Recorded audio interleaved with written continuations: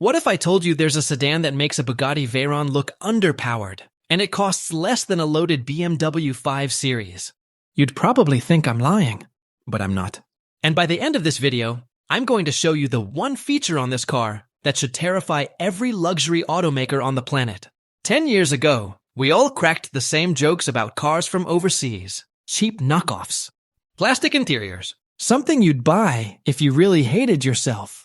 We thought we were safe behind our wall of premium badges and legacy engineering. Well, I've got news for you. While we were busy laughing, they were busy building the BYD YangWang U7. And this thing is an absolute problem. I'm talking 1306 horsepower. I'm talking a suspension that reacts faster than your nervous system. I'm talking a price tag that makes me want to throw my wallet at the screen and ask why we've been getting ripped off for decades. This isn't just another electric sedan trying to be a Tesla. This is a full-blown assault on everything we thought we knew about performance luxury cars. Let me put this in perspective. The YangWang U7 does 0 to 60 in 2.9 seconds. That's quicker than a Ferrari F8. That's faster than you can blink twice. And it weighs 6,123 pounds. That's nearly as much as a heavy-duty pickup. But here's the thing that broke my brain. This car holds the world record for the most aerodynamic production sedan ever made. The drag coefficient is 0.195. That's lower than a Lucid Air, lower than a Porsche Taycan, lower than anything with 4 doors that you can actually buy. It slices through air like it's not even there. Now, you might think that kind of performance means it looks weird, right? Like some wind tunnel science project. But that's not even close to reality. The front end is aggressive but clean. Those C-shaped LED headlights wrap around the nose, like they're protecting something valuable. And inside those lights, there's this crazy texture of LED crystals that sparkle when they fire up. It looks expensive. Like, I really hope my insurance covers this expensive. The whole nose is sealed shut. No fake grille pretending to cool an engine that doesn't exist. Just smooth, sculpted surfaces, pushing air exactly where it needs to go. And up on the roof, you've got these little sensor bumps.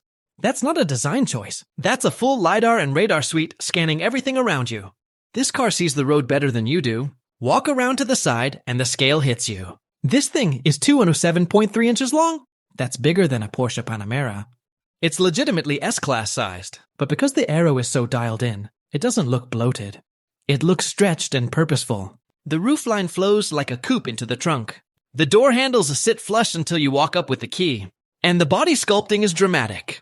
There's this deep cut along the doors that catches light and makes the car look like it's moving even when it's parked at the grocery store. The wheels are 21-inch aero-optimized units wrapped in serious rubber. Behind them, massive drilled rotors with painted calipers. You need big brakes when you're trying to stop nearly 7,000 pounds moving at warp speed. But here's the detail most people miss. The paint. This isn't basic red or black. It's a multi-layer metallic that shifts in the sun. It has actual depth. You look at a Tesla's paint, and it's fine. It's paint. You look at this, and it looks like liquid metal poured over the body. Now this is where it gets good. Let's talk about what makes this thing move, because the engineering here is borderline ridiculous. Underneath you've got BYD's i4 platform. That's 4 independent electric motors, one at each wheel. Total output is 1,306 horsepower and 1,168 lb-ft of torque. Let that sink in. A Bugatti Veyron made 1,001 horses and cost $1 million. This is a family sedan that seats 5 and has a fridge in the back. The 0 to 60 time is 2.9 seconds flat. Sure, the Model S Plaid is a hair quicker in a straight line, but the Plaid is a one-trick pony. This E4 setup gives you torque vectoring that's basically telepathic. Hit a patch of ice on your way to work, the car can spin one wheel forward and the other backward to correct your slide in milliseconds. It's wild. The battery is a 135.5 kilowatt-hour blade pack. For reference, a Tesla Model S long range is around 100. This gives the U7 nearly 500 miles of range on the CLTC cycle. Even when you account for real-world highway driving, you're looking at legitimate road trip capability. And it charges at 500 kilowatts. This thing adds juice faster than my phone on a fast charger. But the suspension is the feature that actually made me mad. We don't have access to this thing. It's called DiSus-Z. Most luxury cars use air suspension. Bags of air that inflate and deflate. It's soft. It's floaty. The YangWang U7 ditches that completely. It uses electric motors in the suspension struts. This allows the system to make adjustments 1,000 times per second. 1,000. It can lift a corner of the car instantly if it detects a pothole. It can keep the body perfectly flat in a turn, completely canceling out body roll. It feels like you're floating on magnetic rails. Now, you might think all this tech is just for show, but wait until you hear what it does for safety. If you blow a tire at 75 miles per hour, the car calculates the new drag in real time and adjusts torque it to the other 3 wheels to keep you tracking straight. You don't spin. You don't panic. You just keep driving while the car calmly tells you to pull over. There are over 20 sensors constantly scanning. 3 LiDAR units building a 3D map of everything around you. I genuinely feel safer in this thing than I do walking down the street. Pull the door handle, which slides out to meet your hand like a butler, and you hear that solid thunk when it closes. That's when you realize the game has changed. This cabin is next level. I'm not exaggerating. What's happening inside here should embarrass every other luxury brand charging 6 figures. The first thing you notice is the symmetry. Everything is perfectly balanced. In the center, there's a massive 12.8-inch OLED touchscreen that floats off the dash. The resolution is sharper than my TV at home. The blacks are true black. The colors pop like a flagship smartphone. And the speed? The interface is powered by a 4-nanometer chip. When you swipe or drag, it tracks your finger perfectly. Zero lag. Zero stuttering. It makes the infotainment in most cars feel like a gas station ATM. But here's the kicker. The driver gets a 23.6-inch digital instrument cluster. Massive! And the passenger gets the exact same size screen on their side. Why? So they can watch movies or control navigation without bugging you. It's a triple-screen command center that feels genuinely premium. The materials are insane. I'm touching everything in here, and I can't find a single piece of cheap plastic. Everywhere your hand goes, it's Nappa leather. Real leather that smells like an Italian boutique. The dashboard has real open-pore wood you can feel. Real aluminum accents. Even the air vents are motorized pieces that glide open silently when you start the car. The headliner is Swede. The fit and finish rivals cars that cost 3 times as much. The steering wheel has actual physical buttons. Thank God. No capacitive touch garbage that activates when you breathe near it.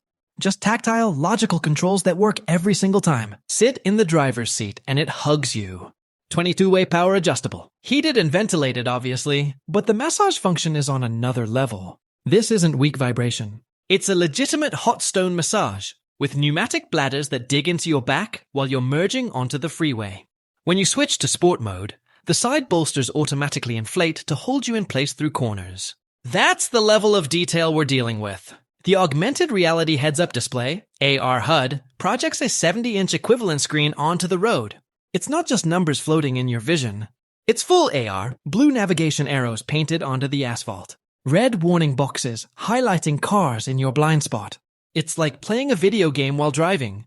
But honestly, the best seat might be in the back. The executive configuration gives you 2 individual thrones with a full center console running between them. There's a dedicated tablet back here, controlling your own climate, seat angle, and music.